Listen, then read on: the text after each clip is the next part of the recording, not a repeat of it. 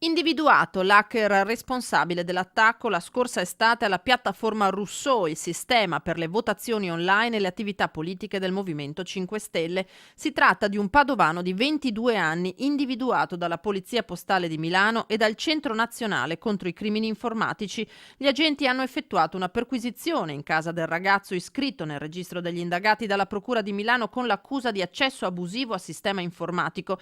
Aveva violato il sito 24 ore dopo la sua attivazione, avvertendo lui stesso i curatori e indicando loro tutti i bug in cui si era imbattuto nella sua incursione informatica e spiegando come fosse riuscito a sfruttarli per entrare nella piattaforma.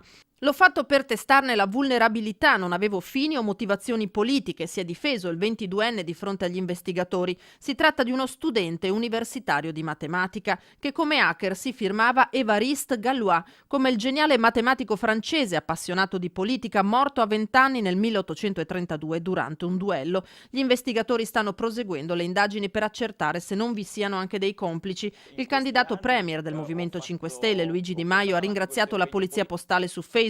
Gli agenti hanno fatto un lavoro eccezionale grazie al quale si chiude finalmente questa brutta pagina. Grazie, scrive Di Maio, mentre per Davide Casaleggio, che ha voluto colpire Rousseau, lo ha fatto a fini politici. È stato fermato l'esecutore materiale, conclude, ma ora spero vengano individuati al più presto anche i mandanti e gli eventuali finanziatori delle operazioni criminali contro Rousseau, il Movimento 5 Stelle e i suoi iscritti.